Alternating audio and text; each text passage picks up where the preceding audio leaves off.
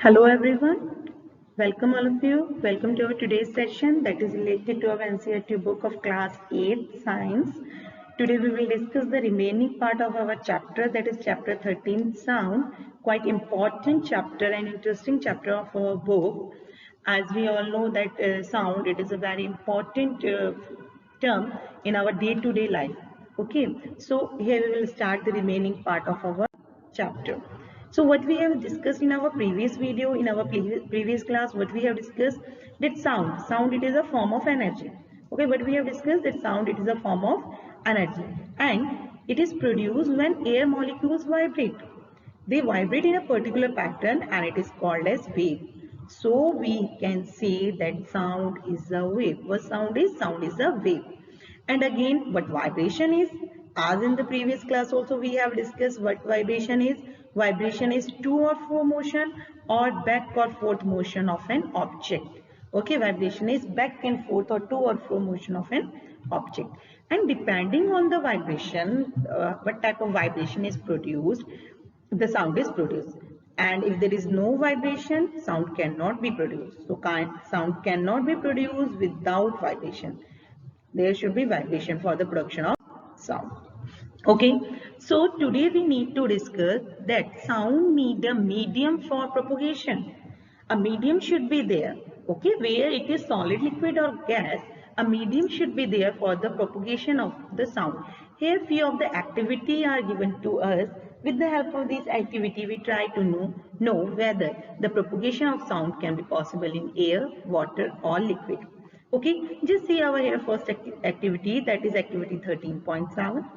In this activity, what we have to do? We have to take a glass tumbler, okay, and make sure that it is dry. Okay, if it is wet, it will damage our cell phone. Now, what we have to do in that dry metal glass tumbler? What we have to do? We have to place our cell phone. Okay, and what we have to do? We have to ask our other friend to give a ring on this cell phone and we can hear the ring. When the ring is there, we can listen it.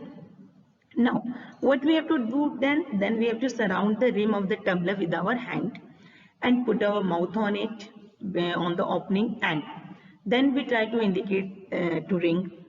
We have to listen the ring. Then we needs to suck out all the air. We try it and then we observe that the ring become fainter or not. Yes, the loudness will be reduced. Why? Because now there is no air there. So what we can find it out from here? We can find out that there is a decrease in the loudness of the ring. Okay, why there is decrease? Because we have sucked out few of the air from the tumbler. If there is a air reduced there, the loudness also reduce. Okay, and if we reduce complete air from the tumbler, what happens? There is a vacuum and we can't hear the ring because the sound, it needs some medium. It can't travel in the vacuum. Okay, in the space, the sound is not there.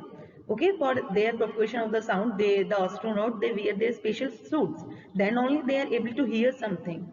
So for the travel of the sound from one place to another, a medium is required. So from this activity, we find it out that the sound needs air. Okay, the medium air, the sound needs that medium and it can propagate easily from one place to another. Okay, now one more activity is there. Activity it is 13.8.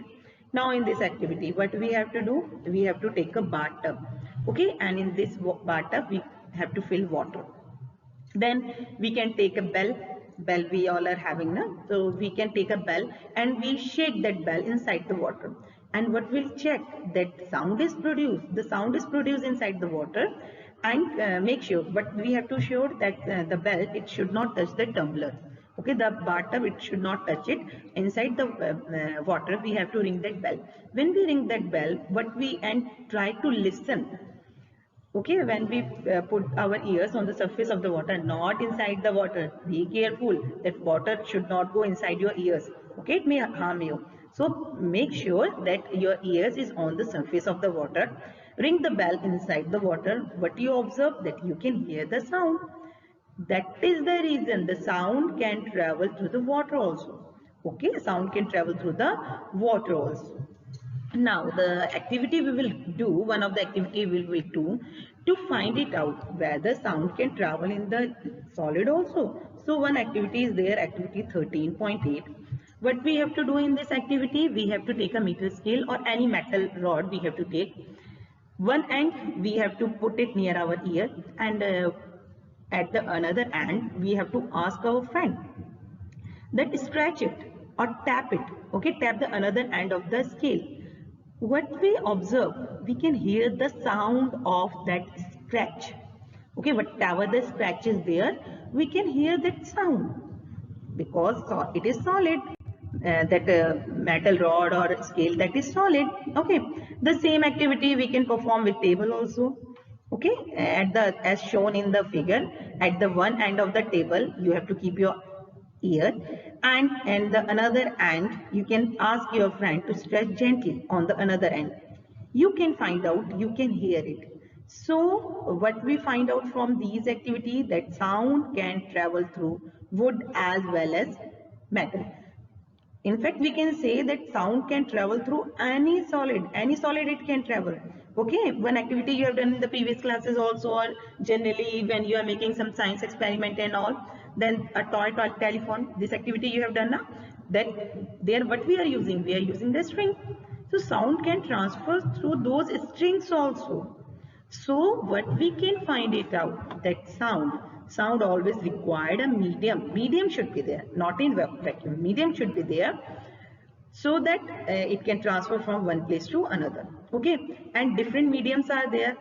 Air is also medium, liquid is also medium, solid is also medium. So for the travel of the sound, or you can say for the propagation of the sound, we need a medium, and that medium can be solid, liquid or air. And sound cannot travel through the vacuum. If it is vacuum, it cannot travel. Okay, if there is no medium, it cannot travel. So it always need a medium to travel. In vacuum, it cannot travel. So what we have concluded, just have a look to the slide, what the things we have concluded, that sound needs some vibration should be there so that the molecules can travel from one place to another. Okay, and we know it when we read it out, the structure of solid, liquid and gases all have the molecules. Okay, but the packing of those molecules are quite different in different solid, liquid and gases. Okay, in solid they are tightly packed, in liquid they are slightly loose packed, in gases they are loosely packed. So depending on them, the propagation can be fast, slow or you can say it's depend on the packing of their, how the molecules are packed. So these all things are related to the how sound can travel in a medium. Okay, and what medium it required to travel from one place to another. Now we can produce sound. We all know that we can produce sound with the help of our throat. We are producing the sound. Then sound is traveling from one medium to another also, and we can also hear the sound. It is the thing, it is also clear to all of us that we can hear the sound. But now here the question arises, how can we hear the sound? Okay, what is the question, that how can we hear the sound? Okay, so just have a close look to the structure given here, the structure of human ear. Okay, so now in this structure, what the thing we are having, just have a close look to the structure. First of all, we are having the outer ear, the outer part. So this outer part, it is like a funnel. This outer part of our ear, it is like a funnel, and sound enters through it. It enters through that funnel and then it travels through the canal, and at the end it reaches to the thin membrane which is stretched tightly, and it is called as eardrum. Okay, so first of all, what we are having? We are having the outer ear. What we are having? The outer ear. So this outer ear, what it do? It catch the sound wave. Sound travel in the form of waves. So it catch the sound wave and it forward to the next part. Through the canal, it go to the next part, the middle part. So it from the what is the work of the outer ear? It catches the sound wave and it forward to the next part, to the middle ear. Okay, so what is in the middle ear? In the middle ear, there is a eardrum. Okay, so what it do? It converts those sound waves into the vibration. When it converts the sound waves to the vibration, then it go to the inner ear. Okay, just see inner ear, it goes to the inner ear. And what happens, that eardrum, okay, in eardrum na, it is in the form of the membrane, it received those vibration. It is in the form of the rubber sheet na, as the rubber sheet is present, I will explain you this activity also. As the form of that rubber sheet is, it is present there, and as soon as it receives them, it vibrate. Okay, it vibrate, because it received those vibration, it vibrate, and it transfer those vibration to the inner ear.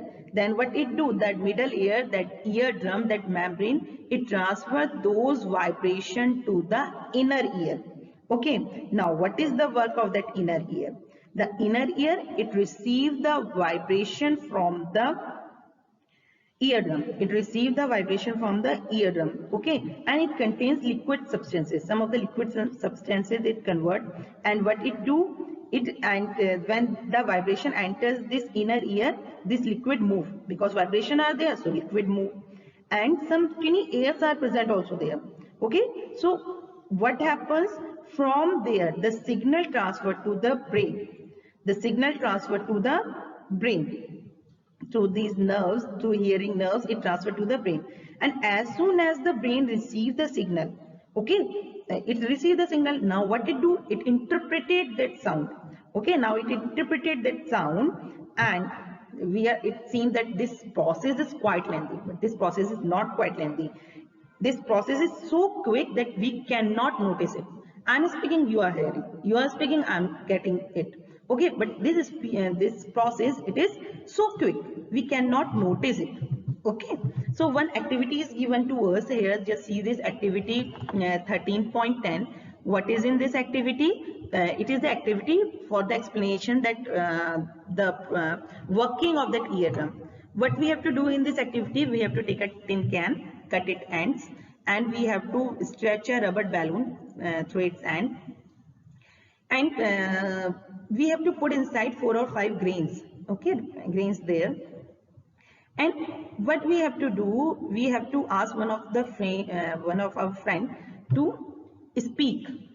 Okay, speak from the open end. What we observe, the grains there, they will jump up and down, up and down. Why? Because when we speak, vibrations are there. Those rubber sheet that is stretched, it receives those vibration, and because of those vibration, because grains are on that sheet, they will jump up and down, up and down.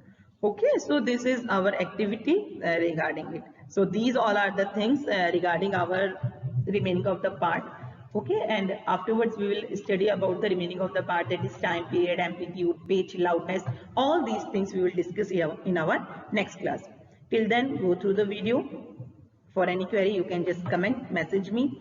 I will there for solving your issues. Thank you. Take care.